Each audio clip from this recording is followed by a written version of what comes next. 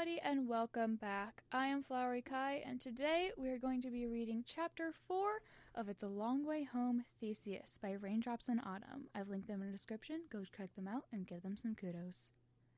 Chapter 4. Tears. Summary. Rambu breaks the news. Phil misses Tommy. Rambu was hesitant to leave Tubbo in Snowchester. He should have been crushed. Not that Rambu wanted him to be crushed, but he'd never seen such adamant denial before. He'd probably only feel worse when he figured out that Tommy was, in fact, dead. There was no reason for Sam to lie. Plus, it was written all over his face. He'd cared about Tommy, and he was dead. Rambu had to leave, though. Techno and Phil needed to know what had happened, and no one else was going to tell them. He kept his eyes turned skyward for most of the journey home. Though it slowed him down, it kept the tears in his eyes. Rambu couldn't let them fall, or they'd hurt him. He had a lot to cry about, but he refused to let himself. Rambu managed to make it to the Nether before the tears finally fell. He wound up sitting on the path with his sword drawn, wincing as his tears carved down his cheeks. He could hardly deal with it all, the pain of crying, of Tommy's death, of Tubbo's denial, all against the backdrop of trying not to get killed in the Nether. A gas started firing him, but he couldn't even get his bow out. All he could do was hide behind a wall and cry, cry, cry. Rambu? Rambu looked up to see Techno standing above him, aiming a crossbow at the ghast. It died with a screech as Techno fired at it, and his anxious gaze returned to Rambu. What happened to you? Techno asked.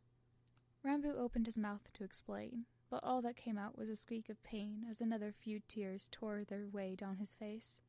He instinctively tried to wipe them off, but the water hurt his hands as well. Techno pulled him to his feet. Come on, he sighed. Let's get you home. I can't stop crying, Rambu mumbled miserably, half collapsing into his chest. Techno, it hurts. Hey, look at me. Rambu did so, and was surprised when Techno carefully wiped his tears off his face, trying not to spread the water around too much. He noticed how a little blood stained Techno's fingers as he did so. Is that better? He asked, voice bordering on gentle. Rambu nodded gratefully.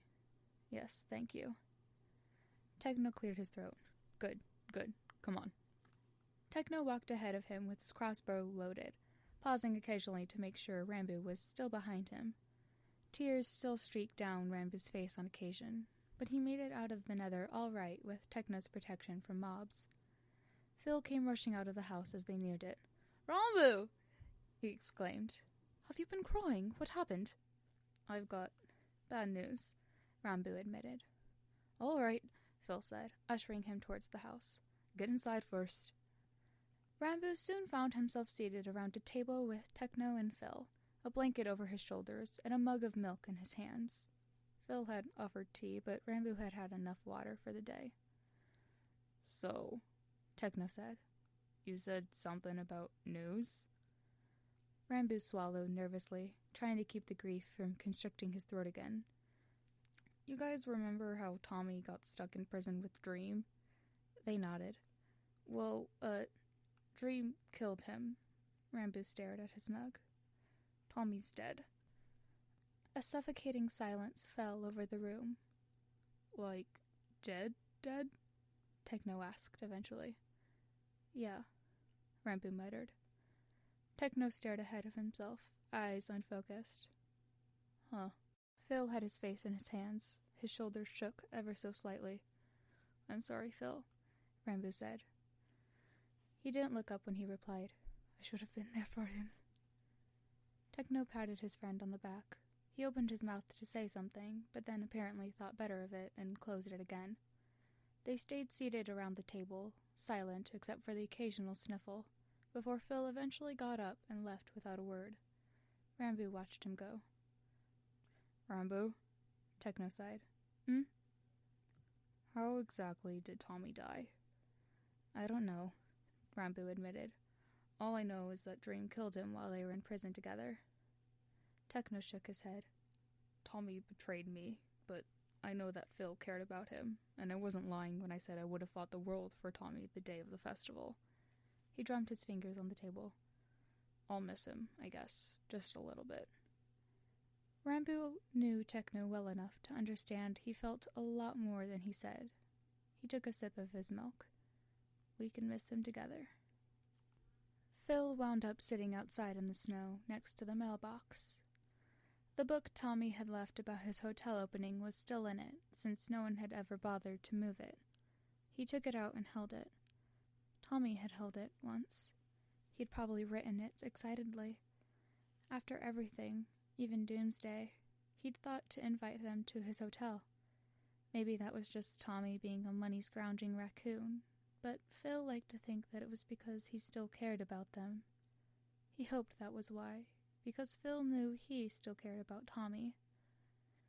Phil had met Tommy for the first time when the kid was 5. Wilbur had been learning how to play guitar at the time, and had taken to practicing in the woods outside the house. He'd come back one day with a tiny little blonde kid who'd heard his music and refused to leave him alone. Phil had thought Wilbur would find little Tommy annoying, but he'd been downright enamored with him. Tubbo had been delighted to meet someone his age. Tommy had stayed for dinner, and when he ate like it was his first meal in weeks, Phil offered to let him stay the night. He hadn't wanted him to go wandering back out into the woods alone. When Tommy refused, Phil had then offered to help him find his parents, because seriously, where were they? But he turned down that even faster. Phil had been concerned, of course, but he wasn't keen on kidnapping, so he'd let him go. Tommy kept wandering back to them on the daily, arriving just in time for lunch and leaving at sunset. Phil started setting a place for him at the table after a couple of weeks. He'd given him his own room after 6 months, complete with a bed, which he never slept in.